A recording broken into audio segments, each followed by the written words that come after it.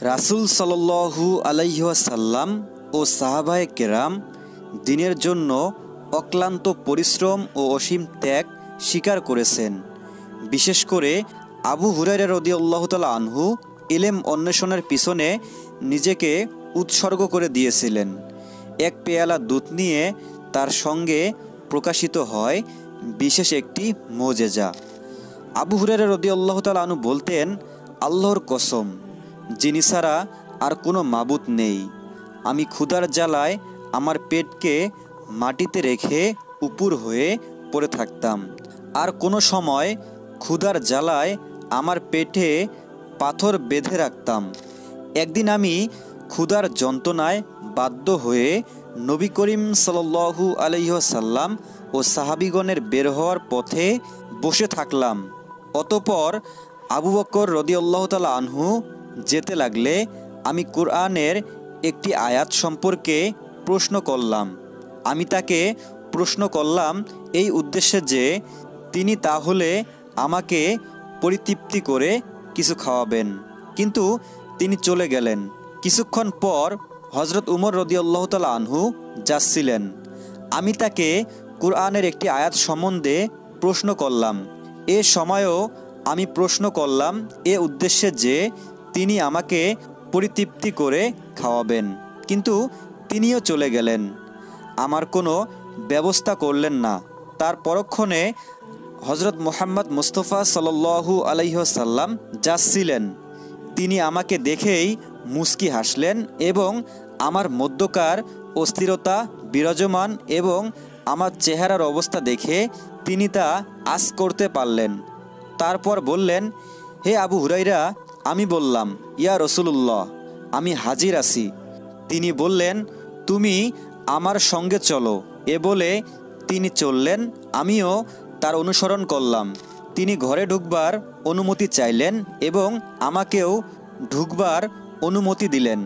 তারপর তিনি ঘরে প্রবেশ করে একটি পেয়ালার মধ্যে কিছু পরিমাণ দুধ পেলেন।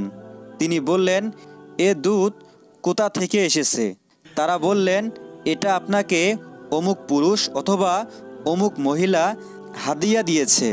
তখন তিনি বললেন, হে আবু হুরায়রা।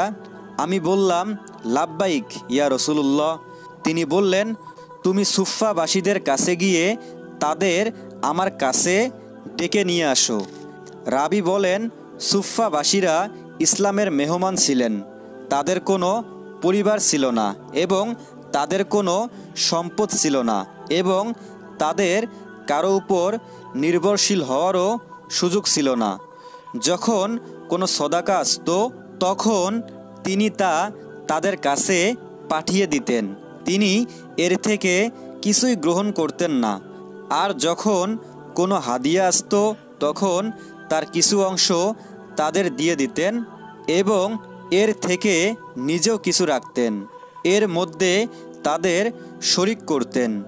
এই আদেশ শুনে আমার মনে কিছুটা হতাশা এলো। মনে মনে ভাবলাম যে এ সামান্য দুধ দ্বারা সুফফাবাসীদের কি হবে? এ সামান্য দুধ আমার জন্যই যথেষ্ট হতো। এটা পান করে আমি শরীরে কিছুটা শক্তি পেতাম। এরপর যখন তারা এসে গেলেন তখন তিনি আমাকে নির্দেশ দিলেন যে আমি যেন তা তাদের দেই। আমার আর আশা রইল না যে এ দুধ থেকে আমি কিছু পাব, কিন্তু আল্লাহ ও তার রাসূলের নির্দেশ না মেনে কোনো উপায় নেই। তাই তাদের কাছে গিয়ে তাদের ডেকে আনলাম। তারা এসে ভিতরে প্রবেশ করার অনুমতি চাইলে তিনি তাদের অনুমতি দিলেন। তারা এসে ঘরে আসন গ্রহণ করলেন। তিনি বললেন, হে আবু হুরায়রা। আমি বললাম, আমি হাজির ইয়া রাসূলুল্লাহ সাল্লাল্লাহু আলাইহি ওয়াসাল্লাম। তিনি বললেন, তুমি পেয়ালাটি নাও আর তাদের দাও। আমি পেয়ালা নিয়ে একজনকে দিলাম। তিনি তা পরিতৃপ্ত হয়ে পান করে পেয়ালাটি আমাকে ফিরিয়ে দিলেন। আমি আরেকজনকে পেয়ালাটি দিলাম। তিনিও পরিতৃপ্ত হয়ে পান করে পেয়ালাটি আমাকে ফিরিয়ে দিলেন। এমনকি আমি এরূপে দিতে দিতে নবী করিম সাল্লাল্লাহু আলাইহি ওয়াসাল্লাম পর্যন্ত পৌঁছালাম। তারা সবাই তৃপ্ত হয়েছিলেন। তারপর নবী করিম সাল্লাল্লাহু আলাইহি ওয়াসাল্লাম পেয়ালাটি নিজ হাতে নিয়ে রেখে আমার দিকে তাকিয়ে মুস্কি হাসলেন আর বললেন, হে আবু হুরাইরা। আমি বললাম, আমি হাজির ইয়া রাসূলুল্লাহ সাল্লাল্লাহু আলাইহি ওয়াসাল্লাম। তিনি বললেন, এখন তো আমি আর তুমি আছি। আমি বললাম, ইয়া রাসূলুল্লাহ, আপনি ঠিক বলেছেন। তিনি বললেন, এখন তুমি বসে পান করো। তখন আমি বসে কিছু পান করলাম। তিনি বললেন, তুমি আরও পান করো। আমি আরও পান করলাম। তিনি বারবার আমাকে পান করার নির্দেশ দিতে লাগলেন। এমনকি আমি বলতে বাধ্য হলাম যে আর না, যে সত্তা আপনাকে সত্য ধর্মসহ পাঠিয়েছেন তার কসম, আমার পেটে আর পান করার মতো জায়গা আমি পাচ্ছি না। তিনি বললেন, তাহলে আমাকে দাও। আমি পেয়ালাটি তাকে দিয়ে দিলাম। তিনি আলহামদুলিল্লাহ ও বিসমিল্লাহ বলে বাকিটা পান করলেন। সুবহানাল্লাহ।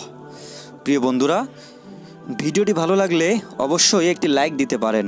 আর এরকম ইসলামিক নিত্য নতুন ভিডিও পেতে আমাদের এই ছোট্ট চ্যানেলটি সাবস্ক্রাইব করে রাখতে পারেন, যাতে করে নিত্য নতুন ভিডিও ছাড়ার সঙ্গে সঙ্গেই আপনার কাছে পৌঁছাতে পারে।